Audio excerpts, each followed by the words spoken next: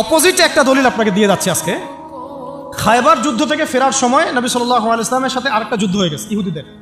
ইহুদিরা লুকায় ছিল, ওৎপেতে ছিল, দূর থেকে তীর নিক্ষেপ করেছে। নবী সাল্লাল্লাহু আলাইহি ওয়াসাল্লাম এবং সাহাবীরা এটাকে প্রোটেক্ট করেছেন। একদিন দুই দিন ওখানে থাকতে হয়েছে। এর মধ্যে একটা তীর এসে আল্লাহ নবী সাল্লাল্লাহু আলাইহি ওয়াসাল্লামের এই যে খাদেম, একটা খাদেম, সম্ভবত তার নাম মিদআম, কি নাম, এই মিদআমের বুকে এসে লাগে এবং সে মারা যায়। সাহাবীরা বলতে থাকেন যে সে কত সৌভাগ্যবান, নবীর খাদেম ছিল, শহীদ হয়ে গেল। নবীজি বলছেন না, লা, বরং আমি ওকে জাহান্নামে দেখতেছি, নাউযুবিল্লাহ।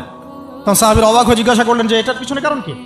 নবী সাল্লাল্লাহু আলাইহি ওয়াসাল্লাম বলেন, খায়বার যুদ্ধের গনিমত থেকে একটা চাদর না বলে নিয়েছিল এই কারণে।